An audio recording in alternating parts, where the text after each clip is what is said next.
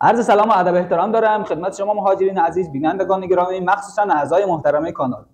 عزیزانی که هنوز عضو کانال ما نشدن، با زدن دکمه سابسکرایب کانال ما بشن، از آخرین اخبار و برنامه‌های مهاجرین و همینطور تحلیل‌های مهاجرین، آموزش‌ها در رابطه با مهاجرین و همینطور مشکلاتی که مهاجرین هست و راهکارهایی که ما خدمت شما ارائه می‌کنیم در این کانال بارگذاری میشه و از این راهکارها و آموزش‌ها استفاده بکنید. عزیزانی هم که نیاز به مشاوره حقوقی دارن یا مشکلی دارن، مشکل اداری حقوقی دارن، میتوانن از طریق کامنت سوال بکنن، ما کامنت‌های شما عزیزان را پاسخ میدیم و اگر هم نیاز به توضیحات بیشتری باشه از طریق شماره تماس یا از طریق برنامه‌های تلگرام و واتساپ و ایتا در خدمت شما عزیزان هستیم.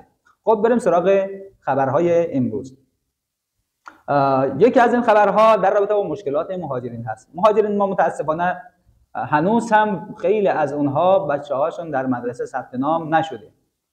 جمع زیادی از مهاجرین ما جهت ثبت نام بچه‌هاشون در مدرسه مشکل دارن. امروز حدود 5-6 تا از این مشکلات رو خدمت شما عرض بکنم. جواب این مشکلات و راهکارهای این مشکلات رو ما قبلا در کانال ایتای خودمون که به نام حسین ادریس صوفی هست اونجا گذاشتیم. دوستانی که عضو کانال ایتای ما نیستن میتوانن با جستجو کردن حسین ادریس صوفی در برنامه ایتا عضو کانال ما بشن و از این راهکارها اونجا استفاده بکنن.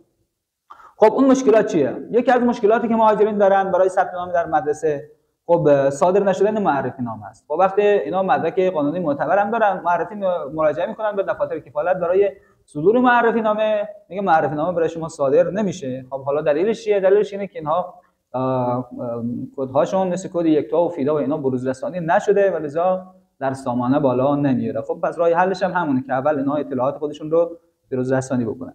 خب دومین مشکل اینه که بعد از اینکه اینها معرفی نامه هم گرفتن، وقتی مراجعه میکنن به مدرسه میگه آقا این بچه تو سامانه پیدا نمیشه. خب اینا چیکار باید بکنی؟ خب یکی از دلایلش هم که خیلی از مهاجرین عرض کردن اینه که مغایرتی در کد یکتا هست. فرض کن بچه سالهای قبل با یک کد یکتایی با یک کدی دو مدرسه ثبت نام شده بوده، حالا وقتی یک کد دیگه میدن این دو تا کد با هم دیگه نمیخونه. حالا راهکارشه من در هم در ایتا و هم در یوتیوب تحت یک فیلمی آموزش رو دادم که دوستان میتونن مراجعه بکنن. این هم مشکل دوم هست.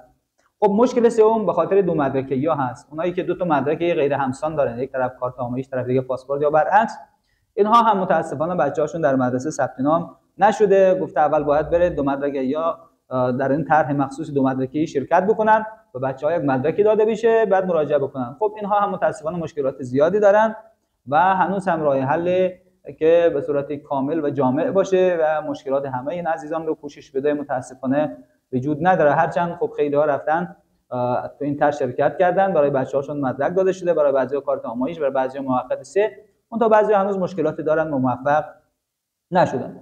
خب مشکل بعدی مربوط به مهاجرین مهدی شهر هست، مهدی شهر سمنان. خب پارسال اونجا یک واقعه و یک اتفاق افتاد و خب متاسفانه خشک‌تر همه به این آتش نفرت و کینه و اینا سوختن و امسال هم متاسفانه خیلی گزارش دادن که ما بچه‌هامون رو در مدرسه ثبت نام نمی‌کنه به خاطر همون حساسیت‌هایی که وجود داره و مسئولین امر باید در این زمینه اقدامی بکنن. با اینکه این مهاجرین همه مدرک معتبر دارن، کارت آموزش، چه می‌دونم گذرنامه دارای روادید معتبر، اما بچه‌هاشون در مدرسه با مشکل مواجه هستن و ثبت نام هنوز نشدن خیلی هاشون. مشکل بعدی هم که اینه که مدارک والدین مال دو تا شهر هست. فرض کن پدر مدرکش مال قم هست، مادر مال تهرانه. حالا متاسفانه به همچون افرادی میگه اول باید برید انتقالی بگیرید بعد بیاید برای معرفی نامه. خب انتقالی هم به این راحتی نیست و خیلی ها هم انتقالی گرفته نمیتوانند. ولذا این هم یک مشکلیه که باید مسئولین رسیدگی بکنه. خب بحث دیگر والدینی هستش که مدارکشون مال یک شهر اما اقامتشون در شهر دیگه است. فرض کن که پدر و مادر مدارک اقامتشون مال مشهد اما خودشون مقیم تهران هستن. خب اینها رو میگن شما میخواید بچه‌تون تحصیل بکنه باید بره همون مشهد، در تهران به شما اجازه تحصیل داده نمیشه. لذا خیلی از مهاجرین که سوال میکنن از بنده میگن ما چیکار بکنیم، چه راهی داره که بتوانیم در تهران برای بچه‌هامون معرفی نامه تحصیلی بگیریم؟ عزیزان هیچ راهی وجود نداره. شمایی که مدرکتون مال قم هست، مال تهران هست، مال عراق هست، هر کس مدرکش مال هر شهر هست باید در همون شهر اقامت داشته باشه و بچه‌هاشون هم در همون شهر تحصیل بکنه. حالا سالهای قبل به خاطر مماشاتی که می‌کردن بعضی از مدیران مدارس خب اینا رو ثبت نام می‌کردن، کارنامه هم می‌دادن، مشکلی وجود نداشت. اما امسال خب خیلی جدی گرفتن، میگه هر کس مدرکش مال هر شهر هست بچه‌هاشون هم باید در همون شهر تحصیل بکنه و خودشون هم باید در همون شهر اقامت داشته باشه. خب مشکل بعدی مال هزینه‌های اضافی هست. خب خیلی گزارش میدن که آقا ما موقع ثبت نام هزینه‌های زیاد از ما میخوان، فرض کن از ایرانی گفته 1 میلیون، از ما گفته 4 میلیون.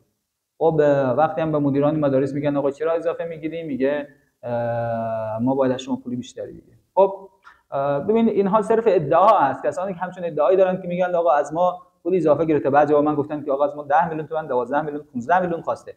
خب شمایی که این همچون ادعای میکنید باید دلیل و مدرک داشته باشید. ببینید عزیزان، بدون دلیل و مدرک کار نمیشه کرد.